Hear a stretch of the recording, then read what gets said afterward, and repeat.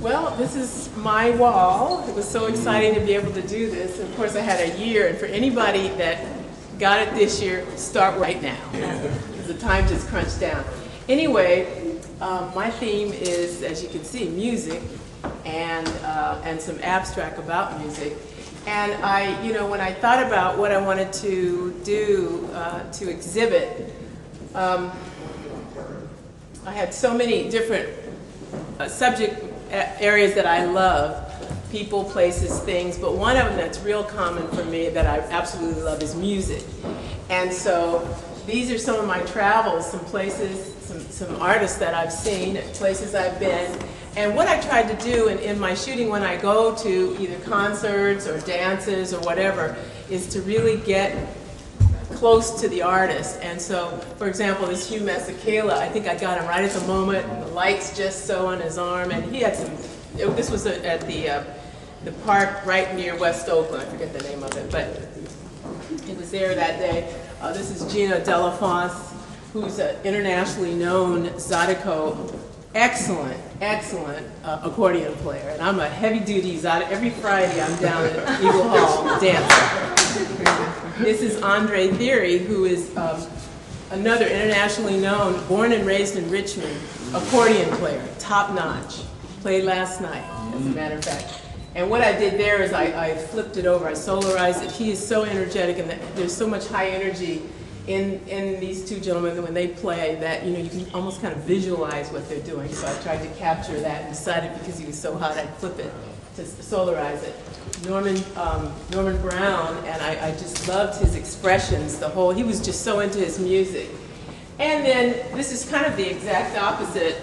His name is Don, and he's a street artist at the Fillmore Jazz Festival, and he was just so cool, so calm, and so relaxed, and loved it. He used this on his one of his CD covers. And I, way back when I played the violin, in 8th, 9th grade, and so, understand music, and I've always loved it. And I just suddenly realized I have quite a collection of music, and decided to share this. Pat, are you wearing your painting there? Yes. That's beautiful. As a matter of fact, yes. Very creative. Yes. And it's a little tied to, I think what Courageous was saying, where I wanted to express the work off the page, or a little bit different. Kind of, I'll have to tell you about this one, because Dwayne was my inspiration to try something a little different, and that's light painting. So I was in New York City, coming up out the subway, and I guess they took down the little card. I had a little card here to show you this. The first snapshot, I came out, you see Times Square, and it's just brilliant. Snap one picture, snap the second one, still. And then I said, what would happen if I opened my shutter, and give it so many seconds? And so I just did, in this case, I wish you could see the actual picture, because there was a billboard that said Miami Vice here, and there was, stationary lights and so forth. So I did like a check kind of a thing, swoop, and I looked at and the wonderful thing about having digital, although I love film, is I saw the design. So then I did one with a circle, and then a brick rack. So I've got a series of about 8 of these, and the friend I was with said, can we go yet? What are you doing? But I literally, these were fascinating, because that's a main light, of course. This was that billboard, but what happened when you do a check. And so I kind of went berserk with this. But back to the music thing, I wanted to say, every time I've heard, when I hear certain jazz tunes, this has always been on my mind. Ribbon in the Sky is like the classic one, where I go, what would Ribbon in the Sky look like on canvas? One of these days I'm going to paint it.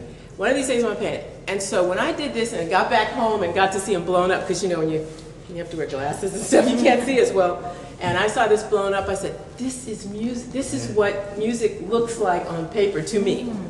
And so, for example, the bass, the strings, the flute, you know what I mean? So it's visually what music might look like to someone, and that's what it looked like to me. So I printed this on canvas, so there's no glass on this. And that was one thing, I liked that. And then I said, what if I printed on silk? So I printed this on silk and cut it out, made a garment, made a little kimono out of it.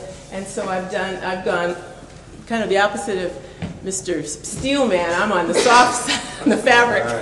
But did you take it somewhere and have it printed? No, or I did printed you it print myself. yourself, just Yeah, on and let me just show you right quick.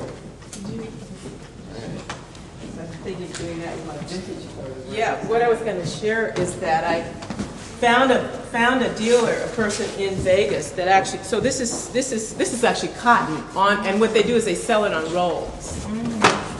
So it fits my Epson printer. So like Dwayne has a huge printer, he can do wider pieces. So this is a sample of cotton, right? And it's cotton, but it's paper back. So that's what permits it to go through my Epson printer. So what I'm in the process of doing is another dress. This is a dress, and it'll have ruffles at the bottom. But it's so all you do, you create. So do you see? It's like you create any. You can have your mother or your father on the dress. Anyway.